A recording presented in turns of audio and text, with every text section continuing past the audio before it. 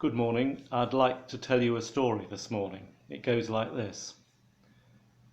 A long time ago in a country far away, there was a series of very severe earthquakes. The city, which was worst affected, had a long established reputation for its learning, its culture, its civilization, and its arts. The range of its buildings was both contemporary and historic, with wonderful and noteworthy palaces, government buildings and places of worship.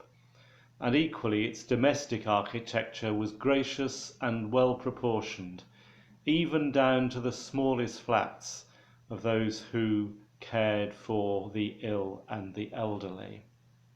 The earthquake struck during the day, and a warm day at that, so that most people were either at work or outside taking their leisure in the generously spaced public gardens, or besides the gently flowing streams and lakes of the city.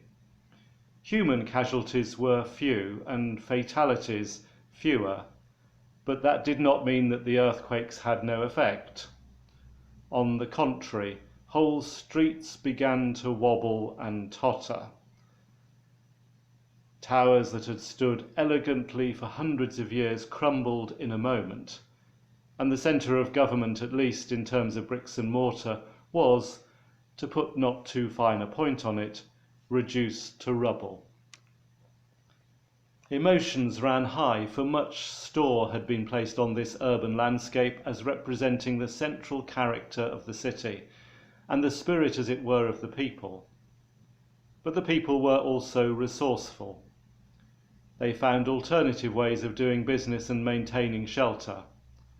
And quite quickly as well, they began to invest fresh meaning in their new surroundings and to rediscover old meanings which had become hidden or lost. When the dust began to settle literally and metaphorically, the High Council decided to set up a committee. Its first task was to take soundings about which buildings to replace and in what kind of order. For while the Treasury had set some limits on expenditure, a vision for the city was more important initially. Pushing to the head of the queue to make their arguments were the preservationists. This city, they said, is founded on the beauty of its buildings. Its spirit rests in the stones.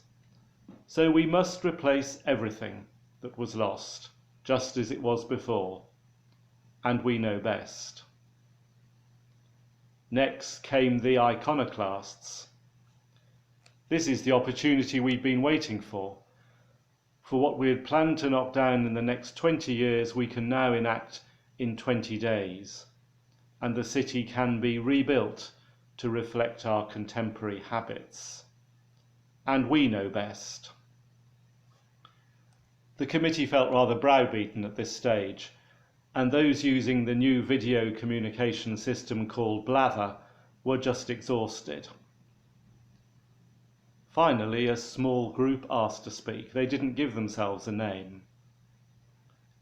Why don't we ask the people who live in the city what they find helpful, what hopes and fears they have, where they're able to contribute, and what our leaders are actually able to do?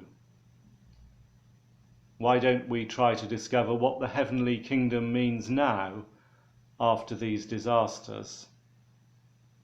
Then we may go out in joy, and the mountains will burst into song.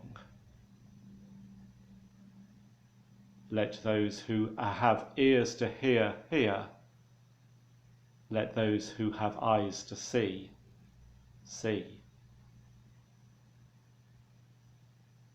Amen.